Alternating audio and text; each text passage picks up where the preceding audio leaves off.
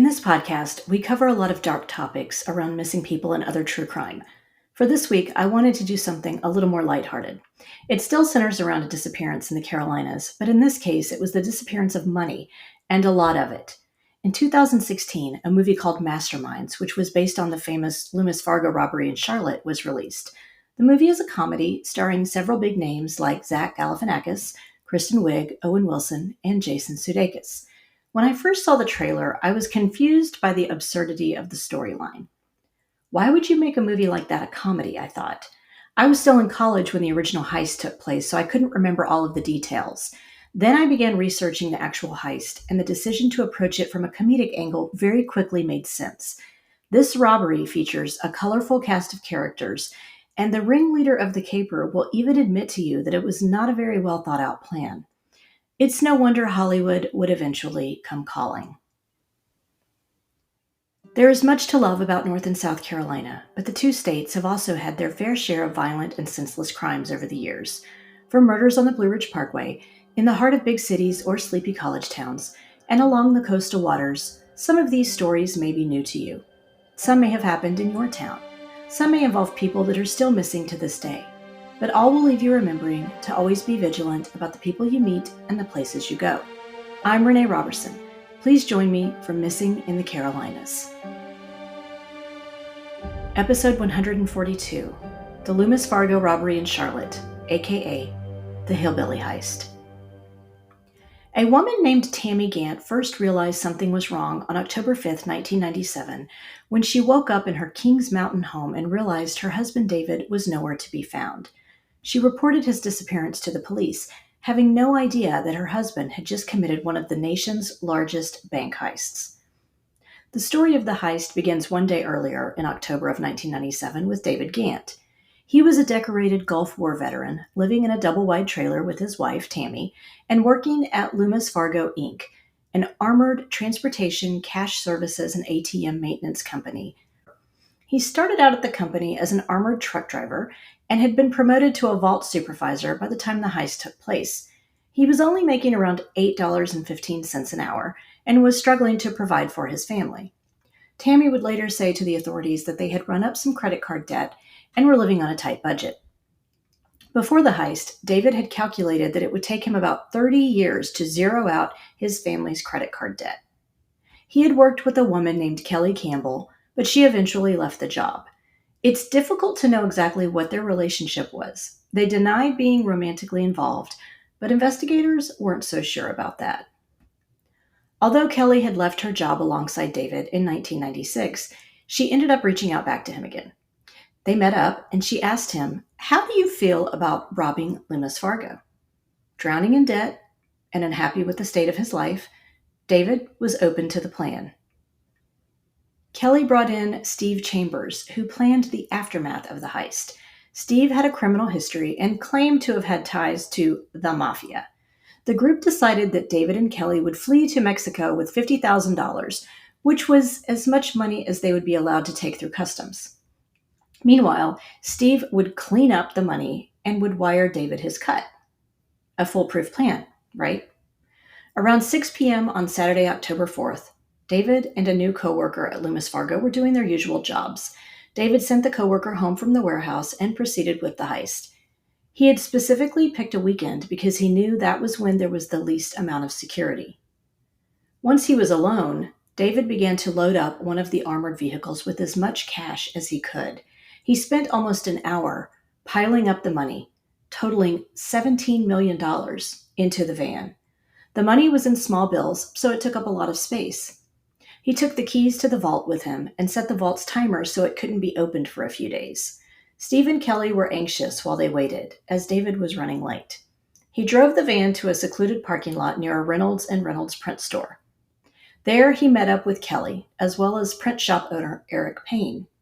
David handed off the van and the keys and left. Eric Payne quickly found himself with a problem. David had handed him his entire 8-inch ring of keys without indicating which one opened the van, so Eric had to try all the keys on the comically large key ring until he found the correct one. He and a few men helping him eventually got frustrated and attempted to break through the bulletproof glass on the armored van. They were not successful. Unfortunately for David, his exodus to Mexico was not an easy one. The original plan was for him and Kelly to fly to Mexico out of the Columbia airport in South Carolina, but the two learned upon arrival that the airport didn't have any flights to Mexico. This was when the two split, and David decided to take a bus to Atlanta to try and catch a flight from there. The two established that they would communicate via telephone. Kelly promised that she would follow him soon, but she never did. In fact, she never intended to in the first place. The morning after the heist, David's coworkers arrived at the vault to learn that they were unable to get inside. They immediately called the police. Since the money that was in the vault belonged to various insured banks, the heist became a federal offense. The FBI was called in to investigate. They had to use a drill to force their way into the vault because David had taken the keys with him. The cash that was stolen wasn't marked, which would make it hard to trace the bills as long as the thieves didn't forget to remove the Loomis Fargo bands that held the money together. While David had been smart enough to take the security camera tapes with him, he only got the tapes from the cameras he knew about. He didn't realize that a hidden camera had caught him in the act. Thanks to this, as well as the multiple police reports, David immediately became a suspect. He probably would have become a suspect even if he took the last security tape, since he was the only employee absent that morning and his wife had also alerted the authorities that he was gone. Because of how out of character a heist like this was for David, the police and FBI initially assumed that he had been threatened or forced into committing it. When David's truck was searched, they found he'd left his wedding ring inside. The FBI searched through storage facilities to see if they could find where David had stashed the money. Another Loomis Fargo heist had taken place not long before the Charlotte one, but that one was in Jacksonville, Florida. Investigators eventually found that stolen money in a warehouse in Asheville. The federal agents wanted to see if David had copied the previous robbery. 2 days after the heist, they found the armored van used in the heist less than 10 miles from the Loomis Fargo warehouse. It contained the vault keys, the missing security tapes, David's work-issued pistol, and about $3.3 million, mostly in $20 bills. It appeared the thieves had stolen more money than they could possibly transport. Meanwhile, Steve Chambers wasn't sending David the money he had promised. There wasn't any real way that David could force Steve to pay him his cut. From Mexico, David would call Kelly to tell her that he was in need of money, and she would promise that they would send it to him. Steve became worried that David would turn himself, as well as the rest of them, over to the authorities. So, he decided to hire a few hitmen to take care of his problem. Mike McKinney and Spike Grant were the men that Steve hired to travel to Mexico to meet with David, and to possibly kill him if needed. The FBI learned from David's old coworkers that he was close with exactly one person at work, a woman named Kelly Campbell. They interviewed her, but she denied any contact with David since she had left her job at Loomis a year prior. The FBI had some doubts about this, but they didn't have any way to disprove her. Kelly refused a polygraph test when they asked her. The TV show America's Most Wanted produced a segment on David, but it didn't end up airing on the East Coast during the episode's first run due to a baseball game. The FBI also offered a $500,000 reward for information on David's whereabouts. The FBI received a tip on a man named Eric Payne. Eric owned the Reynolds & Reynolds print shop right across from where the van was found. He had taken a 3-week vacation right after the heist and had been spending a lot of cash on things like a Harley, a Chevy Tahoe, first-class plane tickets, and plastic surgery for the women in his family.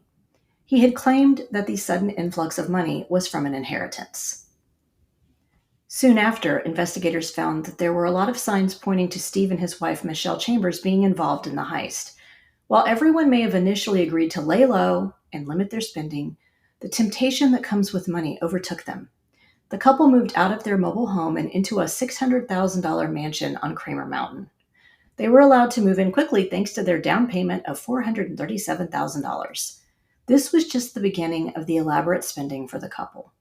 They hired an interior designer, Sally Stowe Abernathy, to decorate their new mansion. They paid her between $40,000 and $70,000.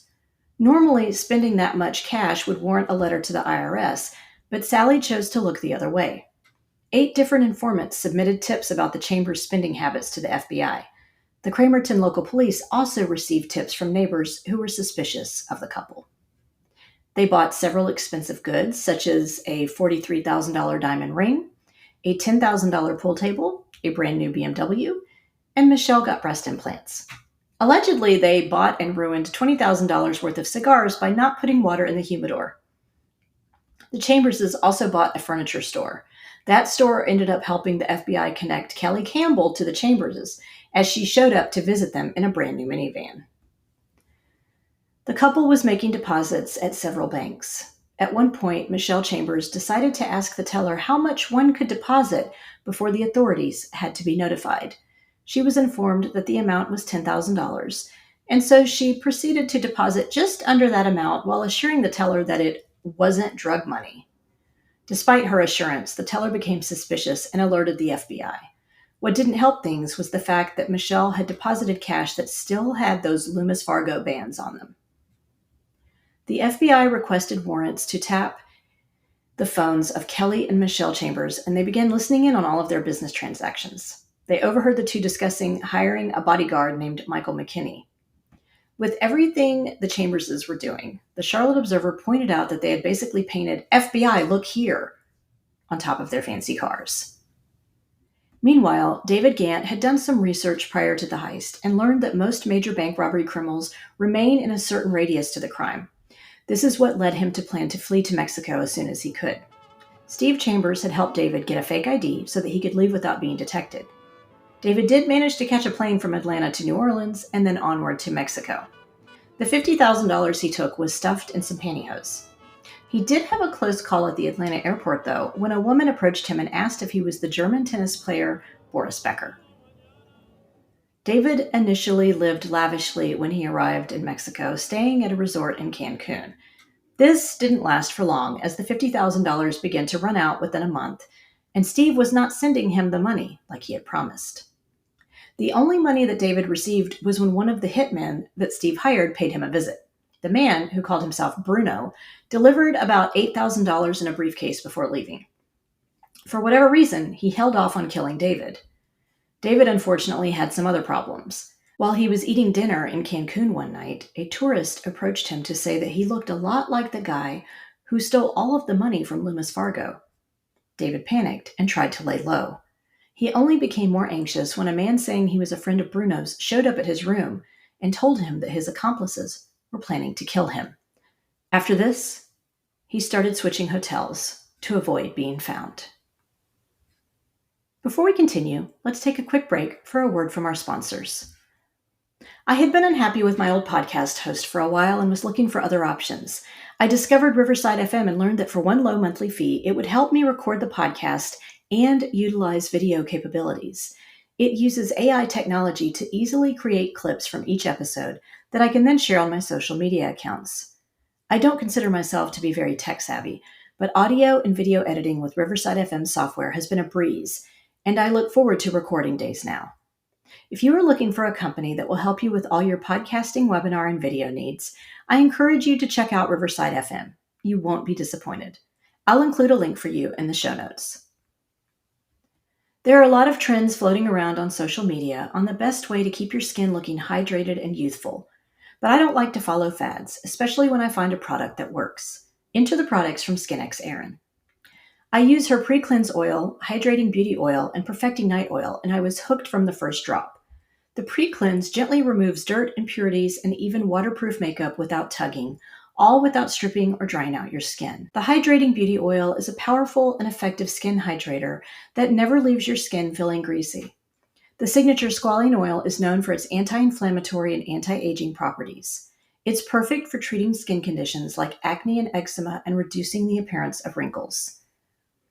The Perfecting Night Oil is loaded with vitamins E and A and is rich with antioxidants and omegas that nourish skin, replenish elasticity, and reduces stretch marks.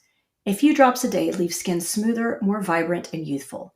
My skin instantly drinks in these oils, and I've never had a problem with them leaving residue on my clothes or sheets at night, only giving me a healthy glow that my husband often compliments me on. Want to try out the products for yourself? Go to shopxerin.com and use the code MissingCarolinas10 for a 10% discount on your order. Are you looking to level up your writing or learn a new skill? Whether you focus on nonfiction or are more inclined to creative writing, or want to learn how to put together a digital portfolio of your writing, Wow Women on Writing can help. Interested in podcasting?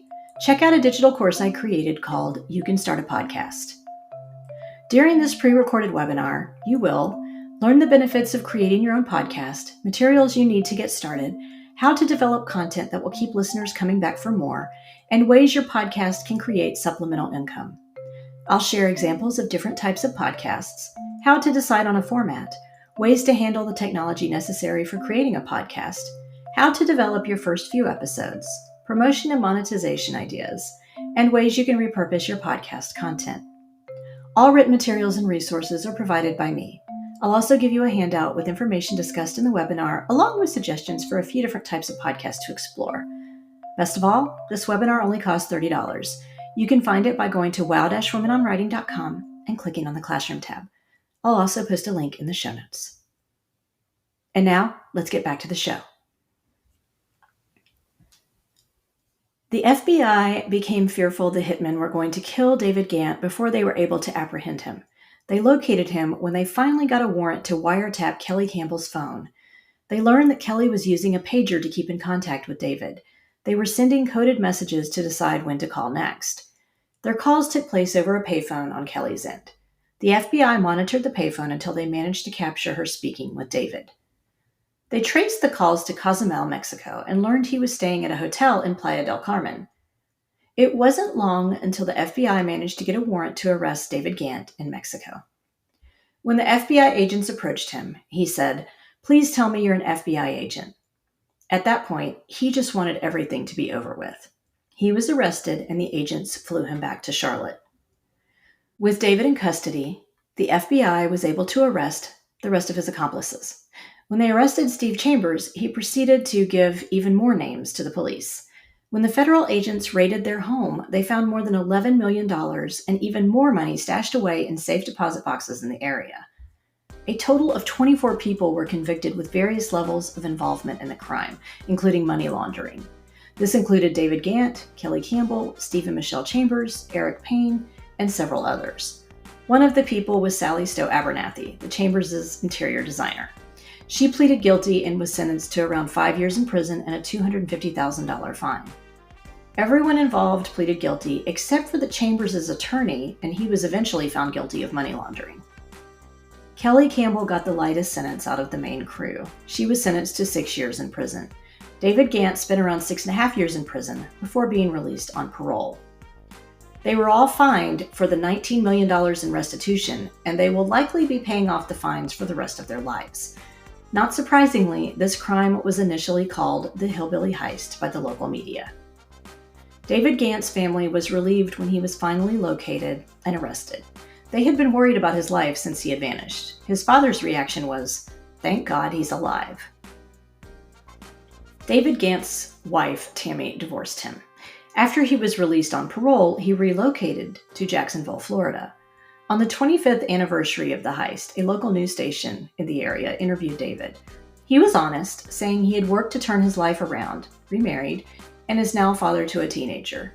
He said, "It took me going to prison to realize I was a bag of worms, and it took me years of work to be somebody worthy to come back into our society." David later provided consulting for the movie Masterminds that was inspired by the heist. Per the terms of his parole, he was not financially compensated for his help on the film, but he did have a cameo in the movie in one scene set in a diner. Parts of the film were shot in Old Fort and Arden, North Carolina at a manufacturing plant. I was telling a few friends about this podcast episode when they asked if I'd seen the movie Logan Lucky. I said no, and they told me it featured a heist that was supposed to take place at the Charlotte Motor Speedway. I thought to myself, wait, did someone stage a robbery at the Speedway?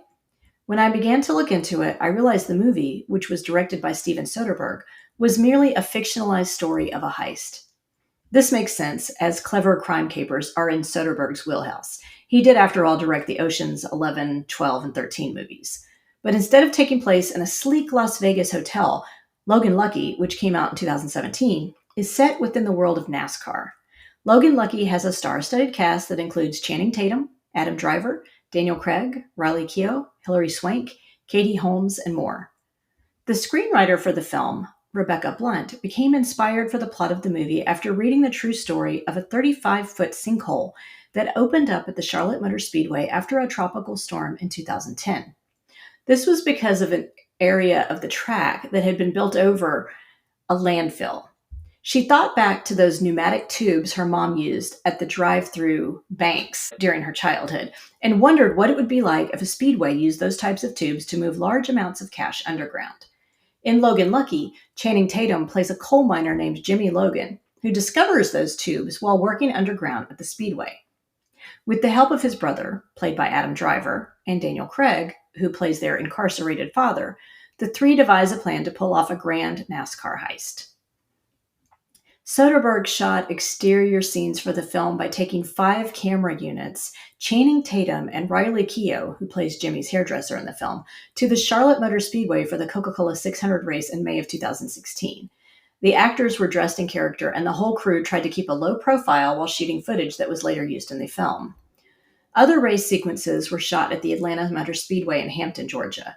Several local NASCAR drivers, including Joey Logano, Brad Keselowski, Ryan Blaney, Carl Edwards, Kyle Busch, and Kyle Larson had cameos in the film.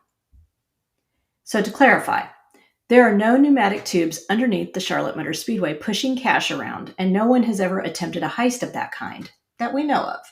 But since the so-called Hillbilly heist that we talked about earlier in this episode also resulted in a movie adaptation, I wanted to make sure we cleared up what was fact and what was fiction. Either way, there's some fun movies to check out this summer if you haven't seen them already.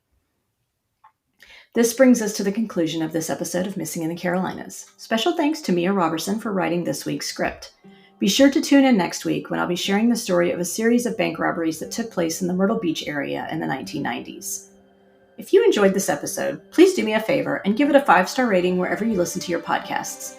If you'd also like to support the show in a small way, you can buy me a coffee over at buymeacoffee.com, Renee Robertson. Thank you so much for those who have already supported me through this platform. We're also on Instagram, Facebook, and YouTube, so please like our pages and get started on a discussion of the missing people profiled on the show. Do you know of a missing persons case or a true crime in North or South Carolina that you think should be covered? Email me at missinginthecarolinas@gmail.com with any details you can share. Cover art for this podcast was designed by Macintosh Multimedia. Sound editing is provided by Daniel Robertson. Thanks so much for listening.